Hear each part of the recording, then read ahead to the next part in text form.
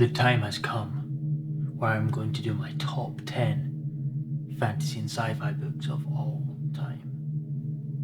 Brace yourselves. Should probably turn a decent light on because this is perhaps a little dramatic. I have put off making this list, but I think it's time to put down my top 10 fantasy and sci-fi books of all time. Creating an all-time favourite list is so difficult because a lot of the books that I love and would make this list is because of the time that I read it. It's a time in my life where that book just perfectly fit with what I needed to read. So trying to actually stand back and look at this at a more critical level is just impossible. So I've just created a list. It might change tomorrow, but I've done it. I do really like that Murphy Napier always puts in her top 10 list that she hopes that it will change the year after or the year after that, because she wants new favourites in her top 10 list. So this is more of a snapshot of what I think my top 10 over the last couple years of me reading adult fantasy are. Anyway, I'm wasting time. Let's get into the books. Let's start with the super obvious one. Lord of the Rings by J.R.R. Tolkien. You can't have a top 10 list without talking about the Lord of the Rings. That's like saying dabba-labba-lub. You know, just doesn't make sense. It's funny because long before I actually got into reading, my favourite films of all time were the Lord of the Rings films. So you would think, oh, I love fantasy, I love that sort of stuff, I should read the books. Never made the connection, because I was an idiot as a child. I would say technically that Lord of the Rings was the first ever adult fantasy book that I read. I was reading a lot of middle grade YA stuff when I was younger. Then I got really into non-fiction stuff, and then I read The Hobbit. Of course, I loved The Hobbit as well, and then I thought, well, I need to read Lord of the Rings. So then I jumped into The Lord of the Rings. It's really not the best starting place for adult fantasy, but that was where I started. Because I read it before I read any other adult fantasy, I think it would be really interesting to go back and reread it now that I've read a lot of adult fantasy and see how it stacks up. Because it's still one of my favourites of all time. I mean, the story and the characters just mean so much to me. And I love Tom Bombadil. I'm not taking any of your hate. I'm not having it. He's great. He's a legend. He's a god, maybe we think. I love him. Since we're hopping down memory lane, we might as well talk about The Final Empire. Another really obvious pick. This is on a lot of people's top 10, but there is a reason for that. It's a fantastic trilogy. It's super easy to read. The characters are great. The magic system was incredible. And it is most people starting into the Cosmere, which is Brandon Sanderson's wider connected universe if you don't read his works. The year was 2020. The world was on lockdown. And I had some free time, so I thought I would get back into reading. Didn't know where to start. Watched a lot of Daniel Green and Murphy Napier. I don't even know how I got into watching them when I didn't read adult fantasy, but somehow I got into watching them. And of course, Mistborn came up on all beginner lists to get into these types of books, so I picked it up. And now I'm on YouTube and Instagram talking about books every single day and writing my own, and it's crazy how it becomes all consuming. I have no space in my home anymore. I didn't think anything would be able to capture that feeling that I got when I first read or watched Lord of the Rings, and that sort of fully immersive, fantastical fantasy. But then I remember a specific scene in this where, I don't know why this came into my head, but it's when Vin is sitting in a room and we're kind of introduced to the rest of the cast slowly. She's kind of looking around and judging them, and then we get introduced with their names, and it feels very reminiscent of all the dwarfs coming up to Bilbo's home in The Hobbit. If you look at the scenes, they're nothing like each other, but that's what went through my head when I was reading it the first time. And that's really early in the book, and I knew from that point that I was going to love this. So I pretty much binged this trilogy back to back, and for me, this was a really chunky book at the time. I'd read, like, you know, the normal sort of 300, maybe 400 page book, and then suddenly reading 650 and 700 and 800, and then you get into Stormlight, and I almost don't want to reread it because it holds such a special place. But it will forever be on my top 10 list. Now, launching on over to the newest addition to the list, we have Network Effect. This is the 5th book in the Murderbot Diaries, but the first 4 are novellas, and this is the first full-length novel. Wow, it's just not speaking today. Murderbot is one of my favourite characters of all time. I absolutely love Murderbot as a character. Murderbot is a droid that is a security guard that is sent and leased out to companies. They go to new planets to colonize or terraform or anything like that. But Murderbot doesn't want to do any of that. He just wants to chill and watch his entertainment feed.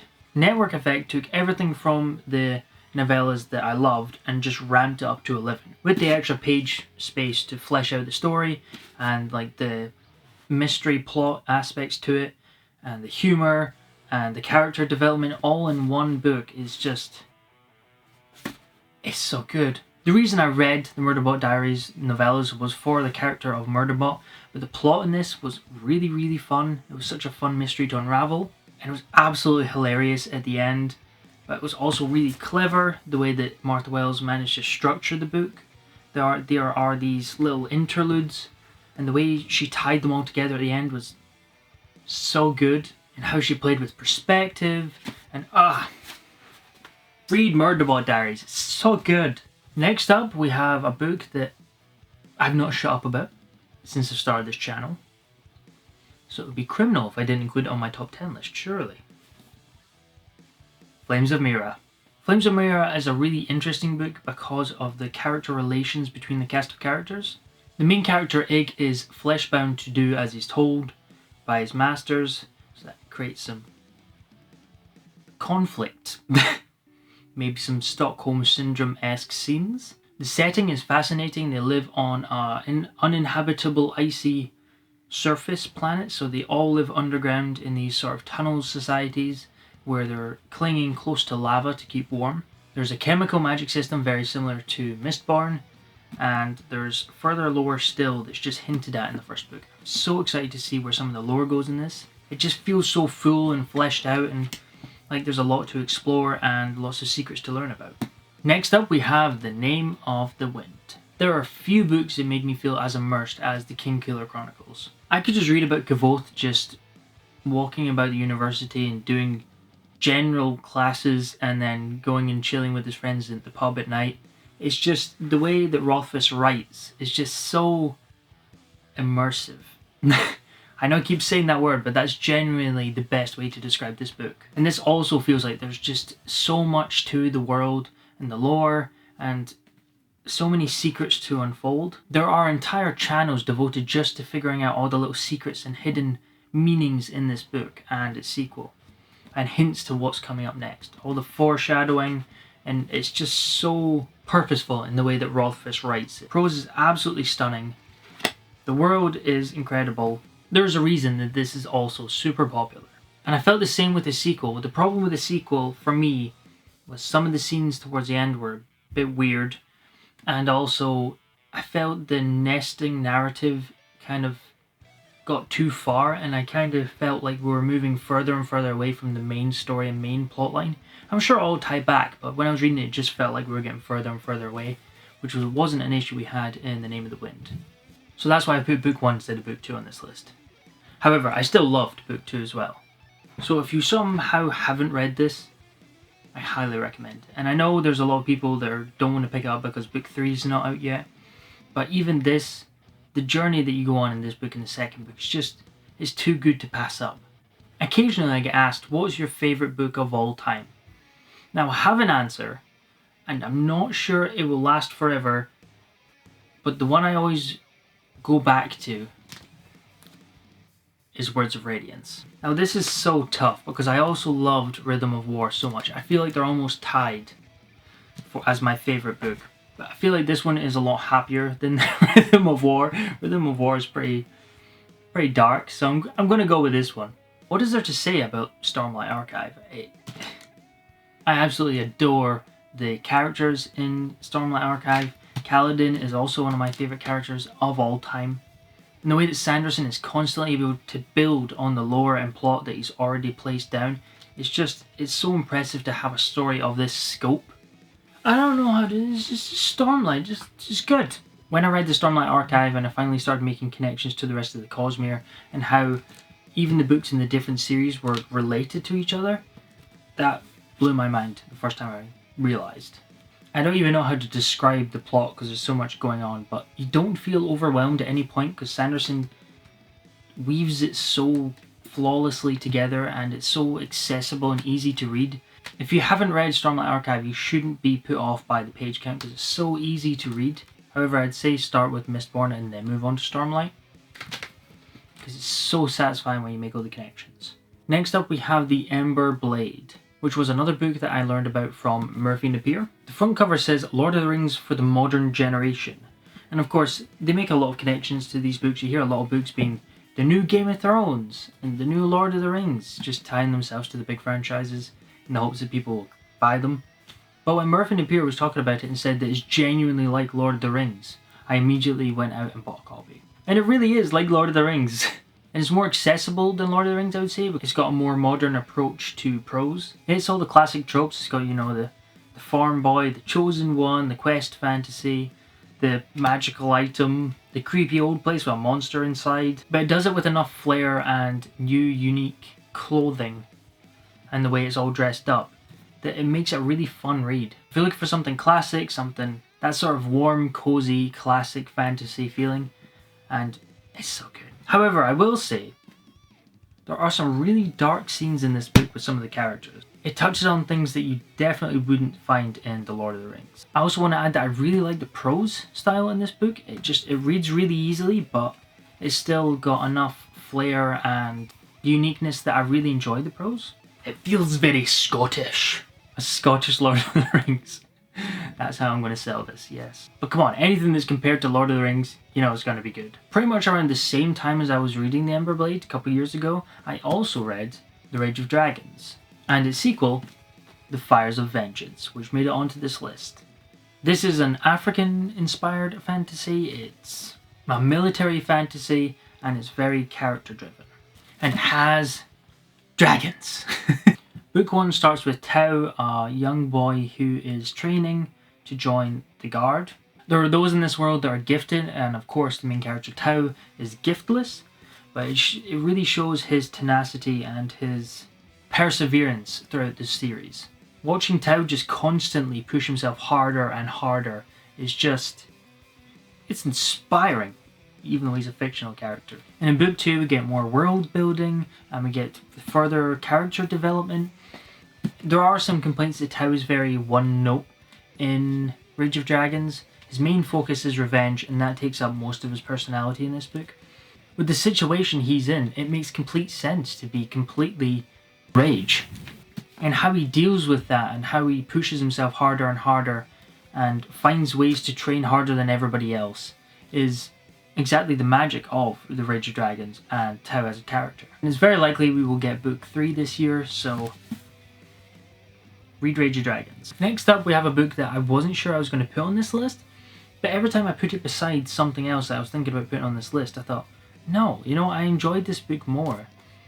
At that time, I really enjoyed it and it was just exactly what I wanted to read at that point. It was just fun. And that is Empire of the Vampire. I've never been that interested in vampires. It's not like, oh, I really like vampires, so as soon as I saw this, I was like, I must get it for the vampires.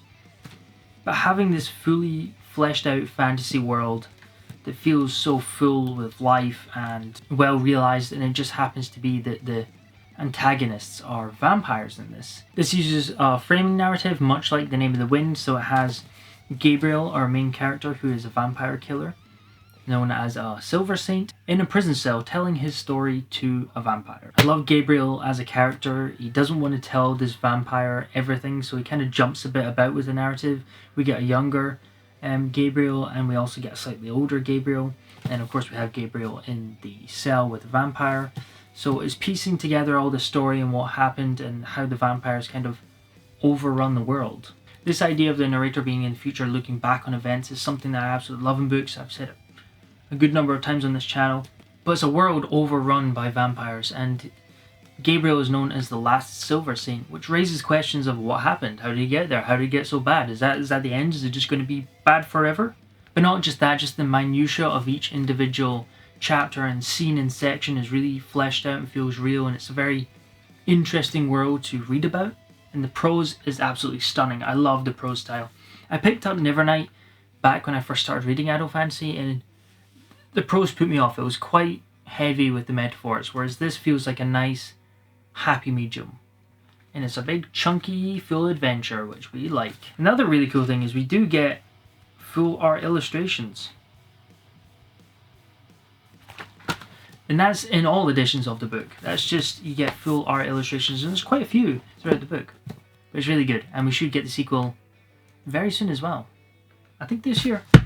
And last but not least, The Lies of Locke Lamora. I wasn't even sure I was going to enjoy this book, but now it's on my top 10 list. It's written like you know about the world. This is something that you get used to when you read lots of fantasy books, is you kind of just jump in and you get told things and words that you're just like, okay, I'm going to pretend I know what that means and just keep going, and then slowly but surely you kind of get into the world and into the prose style and into all the terminology, and that's very much the situation with The Lies of Locke Lamora. I read the early pages and I was thinking, oh man, there's a learning curve to this. And I'm sure people like Malazan people are going to be like, no, that's nothing. Wait till you get to this. But for me, at the time when I was reading this, I remember thinking. However, once you get into it, it's a fantastic read. The mysteries and the heists that Locke Lamora and Jean pull off is just, they're so much fun. I could just read a stack of books of just their adventures and heists that they pull off because they're so clever. I also love the humor in the book. It's fantastic. And the characters, Locke and Jean, and their friendship and how it built up with the flashbacks, it's just so good. Also has a really interesting world. It's completely different from anything else I've read. This is low on magic. There isn't really much in the way of magic at all. But how the society works and the setting, that's kind of like a Venice style fantasy world with these massive towers. It's just really fun to read about. And that is it for my top 10 books of all time. Like I said, this will probably change tomorrow. But let me know your top 10s in the comments below, and hopefully I'm going to say the same as Murphy and say I really hope that this list does change over the coming years or a year. But yeah, let me know your top 10s, and outro.